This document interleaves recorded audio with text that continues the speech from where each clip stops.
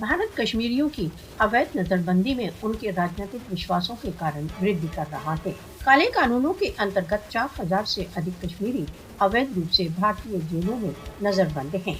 Bharat public safety act तथा unlawful activities prevention act जैसे काले कानूनों को कश्मीरियों को लक्ष्य करने तथा उनकी आवाज को कुचलने के लिए प्रयोग करता है।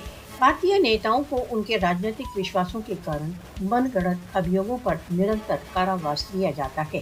काले कानूनों का बहुधा प्रयोग भारत के भीषण प्रकार के राजनीतिक प्रतिशोध को अभिव्यक्त करता है। कश्मीरी नजरबंदों को कालकोठरियों तक सीमित रखा जाता है तथा जेलों में निरंतर चिकित्सा से वंचित रखा जाता है।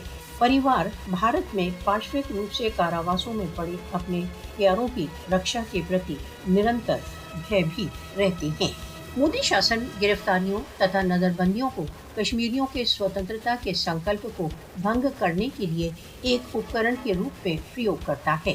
भारत कश्मीरी बंदियों के साथ अपने व्यवहार में निरंतर जेनेवा कन्वेंशनों का उल्लंघन कर रहा है।